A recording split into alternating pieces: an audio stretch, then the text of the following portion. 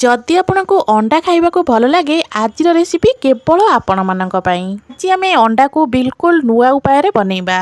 नमस्कार, मु रश्मि रश्मि यूट्यूब रे आपण समस्त को स्वागत। जदि आपण मानक आज रेसिपी टिके भी भल लगे वीडियो को लाइक करेंगे, शेयर करेंगे। जदि आपण माने मो चैनल नुआ अछंती ताले प्लीज चैनल को सब्सक्राइब निश्चय करनेबे। वीडियो को शेष जाए देखिबा पई अनुरोध। एबे चलंतु स्टार्ट करिबा आज रेसिपी।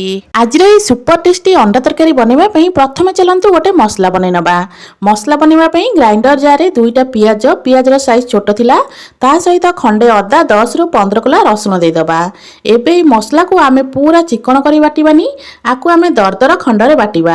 आपण माने दरदरा खंडरे एमती मसला बाटी की तरकारी थरे बनैबे, देखिबार टेस्टटा केते बढ़िया आछी। मसला को बाटी सल्ला परे एबे एई मसला को गोटे बाउल को काढी नउची। मसला बनैबा पे एटी 7 रु 8टा काजू, 2टा कंचा लंका, जदि राग अधिक खाउथिबे अधिक लंका नै परिबे, गोटे टमाटो, ता सहित ढेर सारा धनिया पत्र, अल्प पानी दे कि आकु एबे चिकन करी बाटी आनिबा। एई धनिया पत्रर जो मसलाटा में बनाऊे, एई मसलाटा अंडा तरकारी रे बहुत ही बढ़िया फ्लेवर सहित बहुत ही भल टेस्ट मध्य दब। एबे आकु मु भल भाबरे बाटी सारलानी। एबे चलंतु आकु मध्य गोटे बाउल को काढी नबा। मार्केट रे तो पूरा बढ़िया धनिया पत्र मिलुची। मु जेतिकी धनिया पत्र यूज करथिली, आपण चाहिले ताठू अधिक धनिया पत्र देकी मध्य बनै परिबे। मसला एटी हमर पूरा रेडी। एबे चलंतु गैस ऊपर गोटे कड़ाई बसैबा। कड़ाई को भल भाबरे गरम करिया पई दबा। कड़ाई एटी भल भाबरे गरम हे सला परे 2 रु 3 चमच भलिया दउची सोरिष तेल।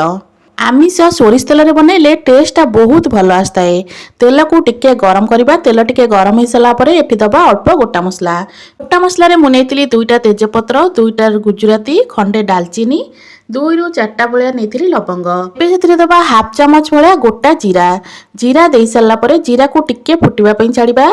जीरा हमर टिके फुटी गला परे प्रथमरु आमे जो मसला बाटी रखितले अदा, पियाज, रसुण दरदरा खंड करिकी ताकू एठी देई दबा।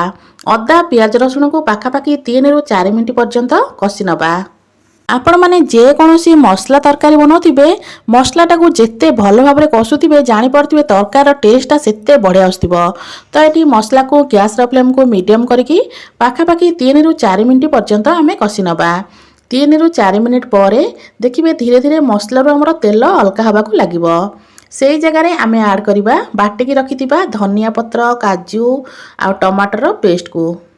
काजू, टमाटो और धनिया पेस्ट दे सारा परे गैस र फ्लेम को 1 रु 2 मिनिट पर्यंत हाई कर देबे। हाई फ्लेम रे एमितिया को भल भाबरे कषि नबा। 1 रु 2 मिनिट परे पुणी गैस र फ्लेम को मीडियम कर देबे। मीडियम फ्लेम रे 2 रु 3 मिनिट मसला को कषिला परे देखिबे मसला एठी हमर सुखा सुखा हबा को लागिबो। बस एई जगह रे आमे गुंड मसला ऐड करिबा। गुंड मसला रे मेट नेतली हाफ चमच हळदी गुंड, हाफ चमच काश्मीरी रेड चिली, हाफ चमच नेतली धनिया पाउडर, ता सहित गोटे चमच नेतली अंडा मसला। स्वाद अनुसार लुण दबा। अल्प पानी देकी एबे मसला को आउ 2-3 मिनिट पर्यंत कषि नबा। प्रथमरु ए पर्यंत मसला को पाखापाखि आमे 5 रु 6 मिनिट भलिया कषि सरलानी। आउ 1 रु 2 मिनिट याकु एमती कषि नबा। एटी मु राग लंका गुंड देई नथिली, जेहेतु मु कंचा लंका बाटिथिली। जदि आपण माने अधिक राग खाउथिबे तो एटी राग लंका गुंड मध्ये देई परिबे। ए पर्यंत मसला भल भाबरे कषि होउची। एबे चलंतु अंडा को भाजी नबा। तो एटी अंडा को सिजेकी ता मझरे मझरे गोटे गोटे कट लगे रखिची। एमिति कट लगेले कोन हो ना अंडा भितर को मसला सब भल भाबरे जाय परिबो। ता सहित गोटे बड़ साइज रा आलू को चोपा छडेकी रखिची। गैस ऑन करी गोटे पैन बसैबा। पैन ने गोटे चमच भले सोरिष तेल दबा। तेल टिके भल भाबरे गरम हेसला परे प्रथमे हमें काटिकी रखिथिबा आलू को देई दबा। आलू को देई सला परे आलू ऊपर हल्का हल्का कलर आसिया पर्यंत आकु हमें भाजीबा। तो 1 रु 2 मिनिट भाजी सला परे देखिबे आलू ऊपर हमर हल्का हल्का कलर आसीबा को लागिबो। बस आलू ऊपर एमिति हल्का कलर आसी गला परे एटी हमें दबा अंडा। अंडा को देई सला परे अल्प टिके हळदी गुंड दबा। ता सहित अल्प टिके मोटी काश्मीरी रेड चिली देइथिली। काश्मीरी रेड चिली पूरा ऑप्शनल अछि, आपण माने चाहिले आकु स्किप मध्य करि परिबे। मो केवल टिके सुंदर देखा जिया पे एटी काश्मीरी रेड चिली यूज करथिली। काश्मीरी रेड चिली देई सला परे एबे अंडा आलू को मिसेइकिना भल भाबरे भाजी नबा। गैस रा फ्लेम को एई जगह रे हाई कर देबे। हाई फ्लेम रे 2 रु 3 मिनिट भाजिला परे देखिबे अंडा ऊपर मथे हल्का हल्का कलर आसीबा को लागिबो। तो एठी 2 रु 3 मिनिट परे देखौची देखंतु अंडा ऊपर मथे हमर हल्का कलर आसी गलानी। अंडा आलू एठी भल भाबरे भाजी गलानी। एबे चलंतु आकु गोटे प्लेट को काढी नबा। मसला को एठी पाखापाखि 7 रु 8 मिनिट भलिया मु कषि सारलानी। एबे एठी आमे देई दबा भाजिकी रखिथिबा आलू को देई सारला परे मसला को 1 रु 1.5 मिनिट पर्यंत हम एमिति गोळै देथिली। मसला को एठी देखि परथिबे केते बढ़िया देखा होची, ता सहित बास्ना मध्ये बहुत बढ़िया आछी। तो ये मसला भल भाव में कषि होगलानी। एबे एठी आमे पानी ऐड करबा। आपण माने ये तरकारी रे टिके उषुम पानी देबे, पूरा ठंडा पानी देबेनी। उषुम पानी देले कोन हो ना तरकारी टेस्ट बहुत बढ़िया आस्ताए। आपण मानकु जेतिकी झोल दरकार से हिसाब रे एठी पानी ऐड करिवे। मुझे 1.5 ग्लास हम पानी देती आ उषुम पानी देती। पानी दे सारा पर एबे टिके आमे गोळेई नबा। तापरे गैस रो फ्लेम को एमिति हाई ही रखिथिबे। हाई फ्लेम रे आकु कवर कर दबा गोटे फुटा आसीबा पर्यंत। तरकारी रे गोटे फुटा आसी गला परे एबे गैस रो फ्लेम को मीडियम कर देबे। आकु 5 रु 7 मिनिट पई छाड़ीबा सिझिबा पई। 5 रु 7 मिनिट परे एबे चलंतु कवर काढिबा, देखिबा आलू हमर एठी भलो भाबरे सिझिलानी कि नाही। तो ये प्रथम आम चेक करनबा आलू को, आलू ये भल भाव में सिझिला कि नहीं। तो मुझे गोटे आलू को देखीदे।